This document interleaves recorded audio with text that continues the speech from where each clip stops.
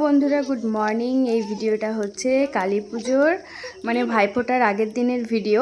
তো দেখো সকাল সকাল আমরা রেডি হয়ে গেছি আর চলে এসেছি আমাদের স্টেশনে, মানে আমার বাপের বাড়ি স্টেশনে, মানে সিদুলি স্টেশনে।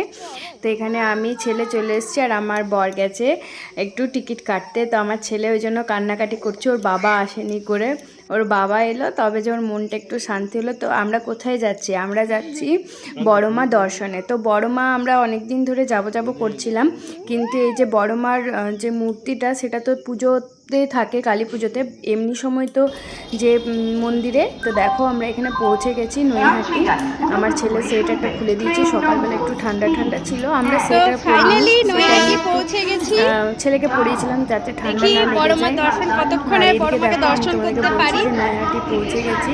তো কিছু জানতাম না, ওখানে খুব সুন্দর স্টেশনে অ্যারো অ্যারো করে লেখা আছে যে এটা দিয়ে যাও, মানে এত সুন্দর ইয়ে।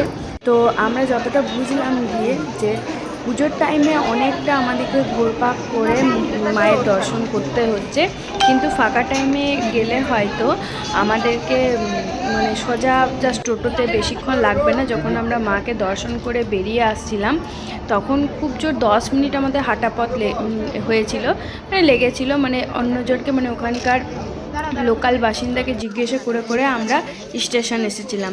এই যে দেখো স্টেশনের পথে আমরা হাঁটতে স্টার্ট করেছি। এটা অনেকটাই ঘুরতে হয়েছিল, তো মাঝে একটা মানে প্যান্ডেল ছিল, সেটা দেখে পরেই যাচ্ছি। তো এই যে দেখো এখানে সবাই গঙ্গায় স্নান করছে।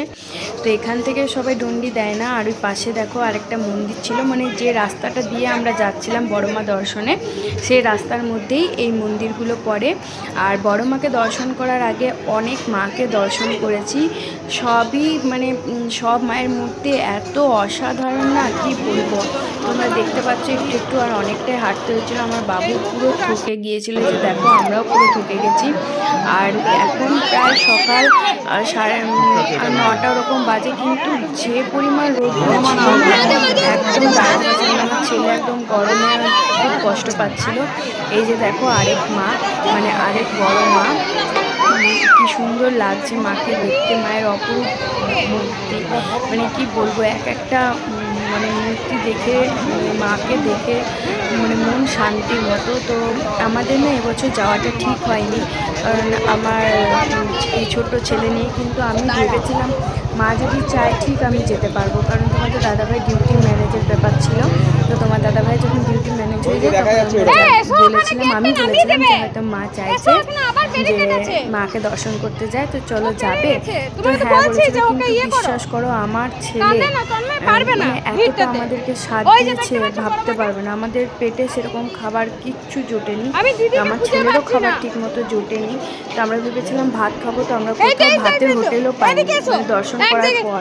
তো দেখতে পাচ্ছ এত ভিড় ছিল না, কি বলবো। দেখতে পাচ্ছ মানুষের সমাগম, সবার ছাতা, আর আমরা ছাতা নিয়ে যেতে ভুলে গেছি, এই জন্য আরও বেশি কষ্ট হচ্ছিল রোদ্দুরে। তো আমরা একটু দাঁড়িয়েছি, দেখতে পাচ্ছ আমাদের কী অবস্থা ঘেমে আর করে। আর আমার ছেলেদেরকে দেখে বলছে ওপেন ওপেন। আর এই যে দেখো মায়ের শেষ, মানে অনেক পরের মাকে দর্শন পেলাম, তাও আমরা অনেকটা দূরে ছিলাম। তোমাদেরকে জুম করে দেখাচ্ছি যে দেখো, যারা যেতে চাইছো তো একটা কথা বলবো, অনেক সকাল সকাল যেও। এটা প্রায় 8:30 নাগাদ, তাতে সেরকম টাইমে এতটা ভিড় ছিল ধারণার বাইরে। এমনি তোমরা মন্দির যে কোনো দিনই যেতে পারো, কিন্তু এই যে কালী পুজোর টাইমে এই মায়ের মূর্তি দর্শন করার একটা আলাদাই আবেগ আমাদের মধ্যে কাজ করছিলো, যে কারণে আমরা গিয়েছিলাম। আমাদের আরও হয়তো সকালে যাওয়া উচিত ছিল, কিন্তু আমাদের খুব বেশি ট্রেন নেই, যে কারণে আমাদেরকে এরকমভাবেই যেতে হয়েছে। কী যে করি, এই যে দেখো সবাই বাচ্চাগুলোকে কোলে নিয়েছে, এতটা ভিড় ছিল, বাচ্চারা কান্নাকাটি শুরু করে দিয়েছে। যে দেখো, আর সব থেকে কী বড়ো কথা জানো, তোমাদের দাদা আমাকে অনেক সাপোর্ট করে। আর আমার সাথে আমার দিদি গিয়েছিল, ভাগ্যিস দিদির ছেলেকে নিয়ে যায়নি, ও একদম ঠকে যেত। তো তোমাদের দাদাভাই না বাবুকে সব সময় নিয়ে রেখেছিল। তোমার দাদাভাইয়ের এনার্জি আছে, আমি তো কোলে নিতেই পারি না বাবুকে বেশিক্ষণ। আর আমি ওকে বলেছিলাম, যাতে আমি মাকে বলেছিলাম, মা তুমি আমাকে যখন নৈহাটি আমি এসেছি তোমাকে দর্শন করতে, যাতে আমি তোমাকে মন ভরে দর্শন করতে পারি, সামনের থেকে যাতে দর্শন করতে পারি, যাতে আমার দর্শনটা মানে শান্তি হয়। তো সেই কথা মা আমার রেখেছে, মানে সত্যি কথা বলতে আমি ঘর থেকে ভুলে গিয়েছিলাম, এতটা মানুষের ভিড় দেখে আমি ওখানে ঘাবড়ে গেছিলাম যে মাকে সত্যি আমি ঠিকমতো দর্শন করতে পারবো, মাকে স্বচক্ষে শান্তি করে আমি দর্শন করতে পারবো তো, এটা মনে একটা কোশ্চেন ছিল। কিন্তু ধীরে ধীরে যখন সামনে যেতে থাকি আমি অনেকটা পেছন দিকে ছিলাম, কিন্তু কিভাবে যে মায়ের এতটা সামনে চলে এলাম তোমরা ভিডিওটাতে দেখতে পারবে, একদম পুলিশ কাকুর সামনে আর মায়ের সোজাসুজি। আমি সেই মুহূর্তে ভিডিও করিনি প্রথমে, তারপরে ভাবলাম মায়ের এত সামনে থেকে মুখটা দর্শন করব, তো মায়ের একটা ভিডিও তোমাদের সাথে আমি শেয়ার করবো, ওই জন্যই আমি ভিডিওটা তোমাদের সাথে শেয়ার করছি। দেখো আমি অনেকটা দূরে গেছিলাম মায়ের থেকে, ধীরে ধীরে ধীরে ধীরে একদম আমি মায়ের সামনে চলে যাব, তো সেটাও তোমাদের সাথে শেয়ার করছি। এই মুহূর্তটা তোমাদেরকে বলে বোঝাতে পারবো না, শুধু মাকে ডাকছিলাম জয় বড় মা জয় বড় মা, যাতে আমি শান্তি করে দর্শন করতে পারি। আর তোমাদের দাদা ভাই বাবুরা নিয়েছিল, তাই হয়তো আমি এত ভালো করে মায়ের দর্শন করেছি। দেখতে পাচ্ছ এখনও কিন্তু আমি অনেকটা পেছনে রয়েছে, কিন্তু মানুষের ঠেলাতে একদম আমি মায়ের সামনে চলেছি।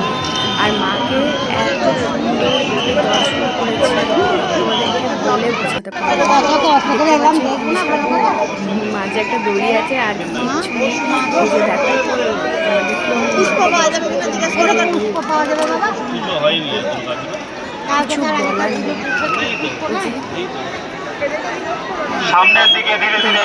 আমি কোনো কিছুই বলতে পারছি না। তারপর দর্শন করার পর একটু ডিম টোস্ট খেয়ে নিয়েছিলাম বাইরে বেরিয়ে, তারপর ট্রেনে তো বুঝতে পারিনি এই অবস্থা।